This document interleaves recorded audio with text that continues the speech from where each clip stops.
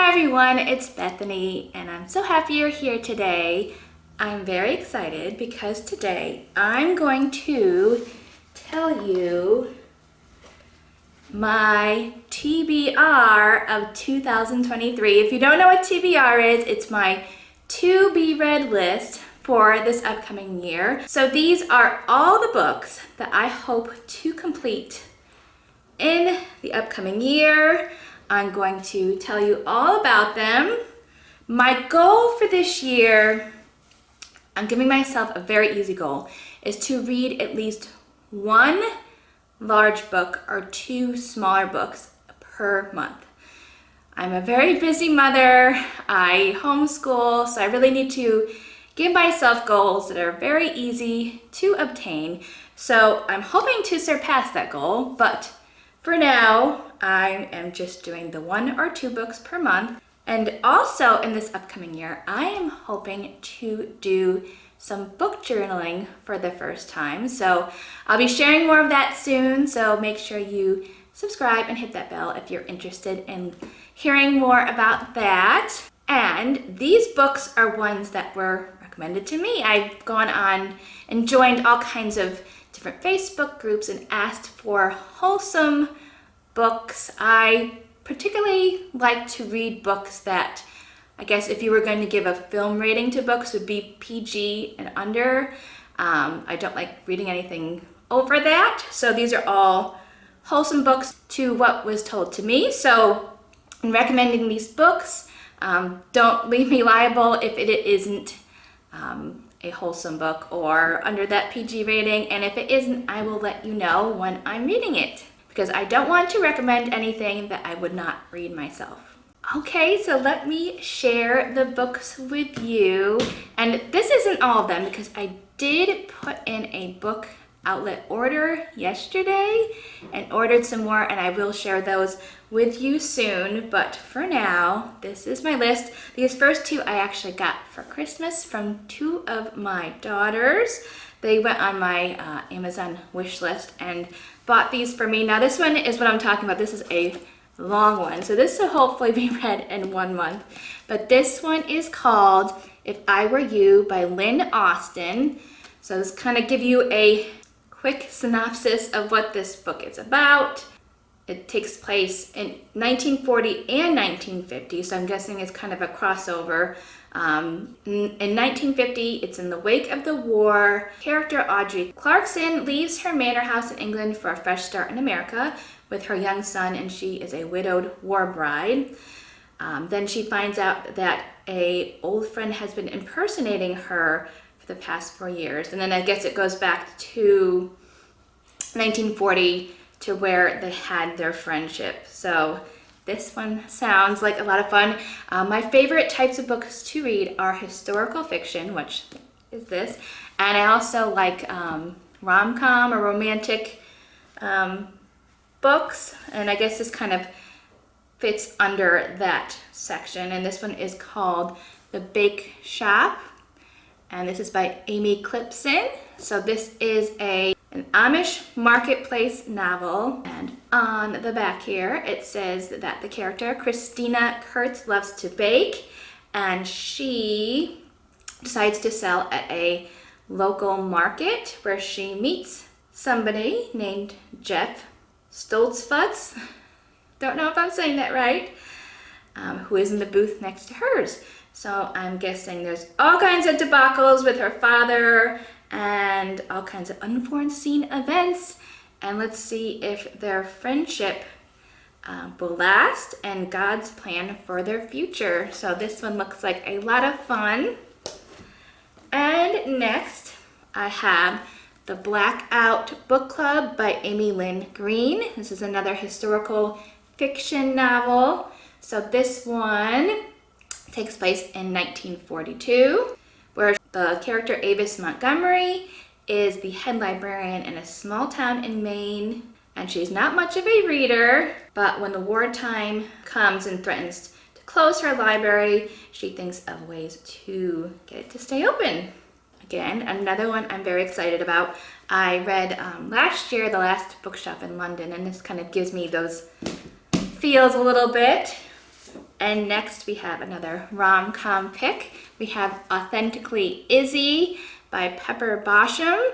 I'm hoping I'm saying all these authors' names correctly. So this is about Izzy, where she loves fresh air, books, and coffee and tea. And she dreams of opening her own bookstore, but her life is not like a fairy tale in any way. And her cousin signs her up for an online dating community. And I'm guessing we all know what happens after that. So I'm excited about this. Fun fact, I did meet my husband on Match.com way back in the day. So I'll probably have some kind of connection to that book. So that'll be very interesting indeed. So next we have Meet Me in the Margins. This one's by Melissa Ferguson. And this one is a rom-com as well. And Savannah's Cade's Dreams Come True, where one of the most famous editors has requested to see one of her manuscripts that she has been secretly writing, but I guess it's not so much a secret when she drops her manuscript at a staff meeting, and when she comes back to find her paper, she finds out that somebody has written notes in the margins of her book. How embarrassing. But then I guess she kind of has a back and forth, whatever this person is that is writing these notes in her edits. And I guess we will find out what happens with that, which we probably all know. There will be some kind of love story. So that is a fun one indeed. Next we have A Number of Love by Rosanna M. White. This is 3 years into the Great War, where England's greatest assets to their intelligence network are to have field agents that risk their lives to gather information. So they're code breakers to crack German telegrams. And the character in this story, Margaret D. Wilde, thrives in this environment where she intercepts these messages. And it looks like there is another love story involved in this book as well. And this reminds me of another book I read last year, which was called The Librarian Spy, which was a very similar kind of thing where they did all the code breaking and all that for the war. So this is exciting read. Okay, next we have The Kitchen Front by Jennifer Ryan here. I love to cook and bake, so I have a feeling this will be a fun one indeed.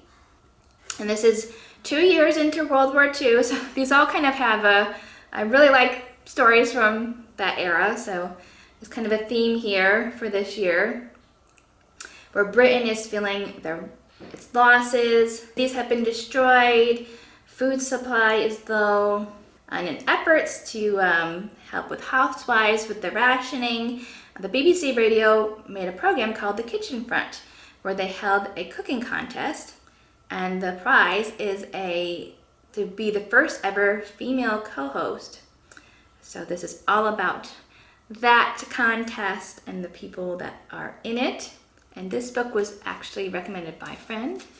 So another one I'm very excited about. As you can see, I'm excited about all these books. And next we have At Home in Mitford by Jan Karen here. This is the first novel in the Mitford series. So this one is a story about a town named Mitford, and every single chapter, I believe, is about a different person in the town and kind of how all of their lives intertwine with each other. And then the main character of the story is Father Tim, who is a bachelor rector who yearns for something more. And let's see, do we think he's gonna get something more? I bet he will. Okay, so next we have this one. This is my only nonfiction one in the pile. I will probably have some more. And as you can see here, this one does have a bookmark in it. I did start this one this year. And then Christmas time came and I kind of switched over to my Christmas reads. So this one's called Holy Huga. I looked up how to say that because I want to call it Hiji or Hiji, but it's Huga, I believe. And this is about creating a place for people to gather, the gospel to grow. So it's all about being hospitable and how to bring people into your life, into your home, to embrace this feeling of Huga, and how to do it with not a lot of space in your house or not a lot of money. There's easy recipes included in here. So this is a good one so far. Hope to finish this one very soon. Okay, next I have some books here that have been on my shelf for a long time. I have watched all the movies, the TV show, that's my all-time favorite, and I've never read the books, and I need to read the books. And it's the Anna Green Gables series by L.M. Montgomery.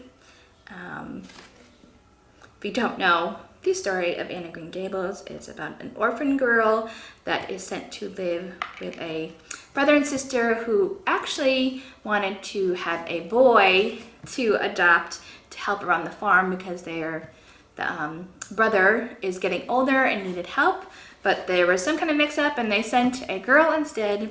And it's all about the life of Anne and when she goes to Green Gables and all her stories and all the mischief she gets into. Such a fabulous character, fabulous stories, and even though I know them from watching the movies, I thought the book is always better, right? So hoping to get through at least one of these, but hopefully all of them this year. And next I have Miss Buckle's book by D.E. Stevenson.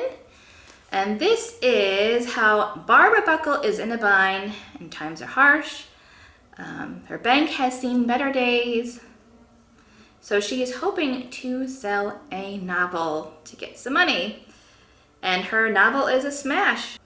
But she wrote her book under a different name because she wrote about all the people in her town and what happened, that the things that she actually wrote in her book started happening in real life. So I think this will be very charming and a nice funny read to see that. And one more, I have The Awakening of Miss Prim, and this is by Natalia San Martin Fenoria. Probably said that wrong, sorry if I did.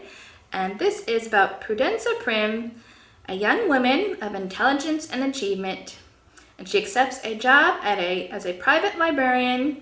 So when she accepts this job in San Aredo de Arnios, not sure where that is, but she hopes to find some friendships, but she might find some love. Another love story. Who doesn't love another good love story? So that is it. Those are all my books that I hope to read in 2023. If I don't, they will get moved over to 2024. Have you read any of these books before? I would love to hear all about it, and I would love recommendations. I love hearing about new books. I love collecting books, so tell me all your favorites. And if you like this video, please give it a thumbs up. Please subscribe and share. Please like me on Instagram and Facebook, and I hope you have a wonderful day. Bye, everyone.